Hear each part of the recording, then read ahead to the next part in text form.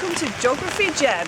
And here I am today, and we're going to be having a little look at river hydrographs and flood hydrographs. So, in another video, I previously explained that there were three types of flow. That's how the water, when it rains, gets to a river. So it lands on the ground, and the fastest flow is the one which runs over the surface. This is called surface runoff or surface flow.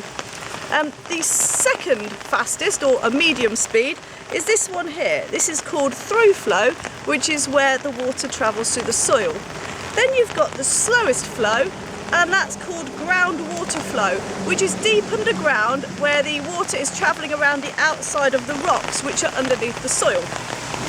Now, if you have a look over here, you can actually see surface flow in action as the water is rushing into this drain.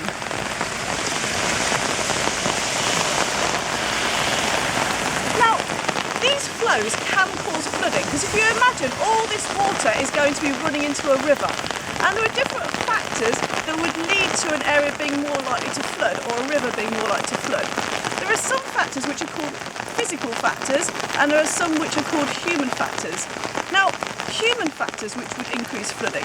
The first one is deforestation. So, if you cut down trees, then you're more likely to get a river flooding. And the reason why is because trees drink some of the water. Trees also slow down the surface flow so it doesn't travel as quickly to the river. And in addition, if you think about a tree, and you can see some over there, trees intercept the rain. So lots of the rain that falls lands on the leaves and evaporates back up into the atmosphere.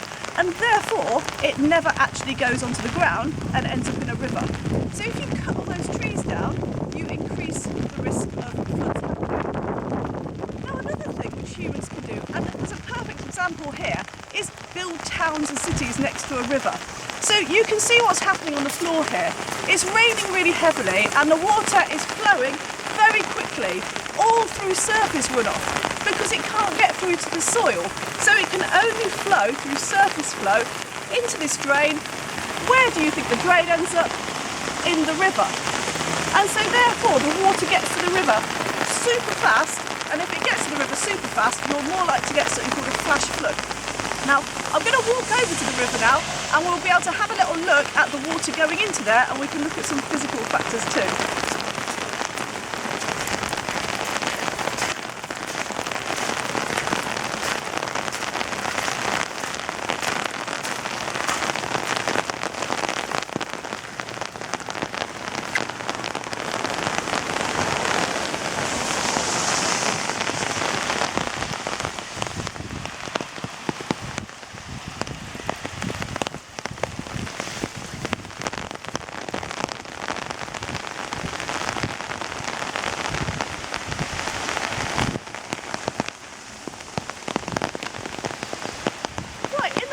You should now be able to see the River Thet. Now the River Thet is rising because of all the rainfall that's flowing into it through surface flow, through flow and also ground flow.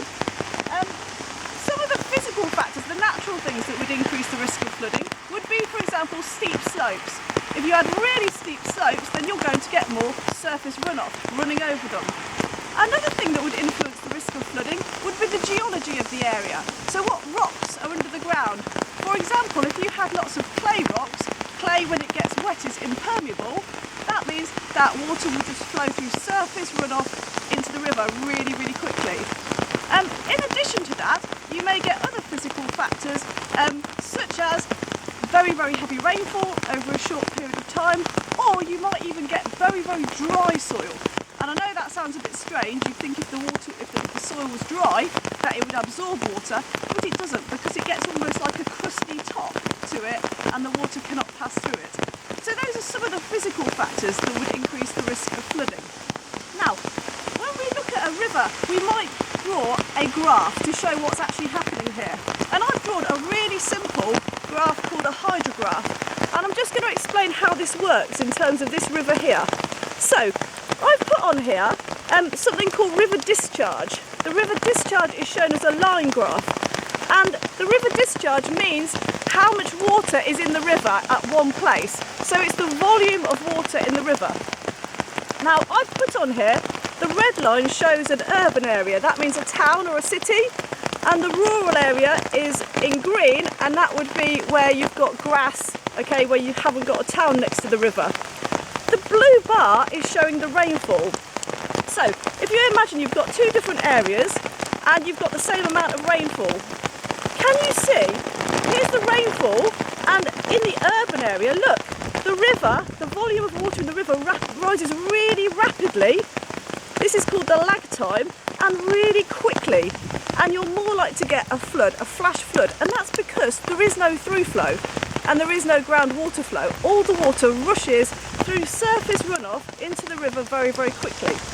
Whereas in a rural area, look, all this water is able to infiltrate into the soil because it's permeable, and therefore you get a much more gradual peak. And that's all about flood hydrographs.